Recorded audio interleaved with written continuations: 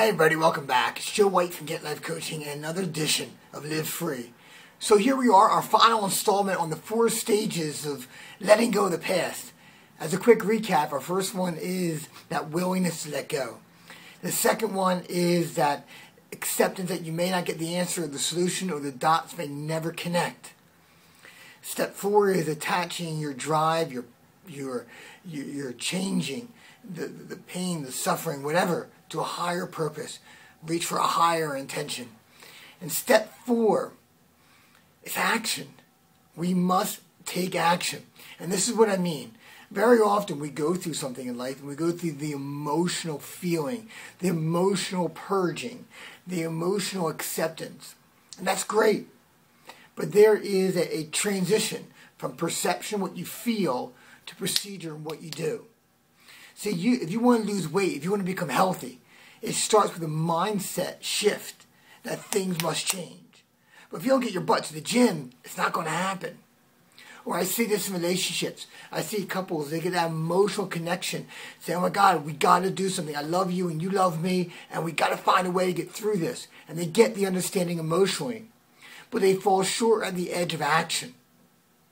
See, as much as I believe in the power of the mind and the body and that connection, that's only part of the equation. We must take action. Consistent action.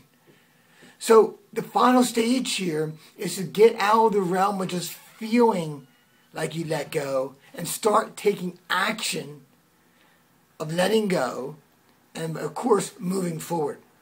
And it's different for everyone, the actions you take. If it's letting go of the past, maybe it's volunteering yourself. Maybe it's getting into a new relationship. Maybe it's starting to work out. Get yourself out of your house. Maybe it's time to rekindle a friendship because something in the past has kind of get this wedge between the two of you. Maybe you got to start taking responsibility of what you need to in your life. Maybe you got to start looking at your finances, your career. Maybe you need to get a coach. Maybe you need to join a group. Maybe you need to start an online blog and begin reaching out or writing down or journaling. Whatever it is for you. See, I think too often we want to filter with what is that perfect action. There is no perfect action. Okay? There might be refinement needed in the process.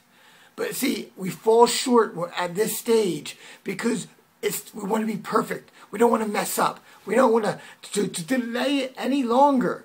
So what do? We end up delaying until we figure it out perfectly. And it makes no sense. The time is now. So what kind of action? Massive action.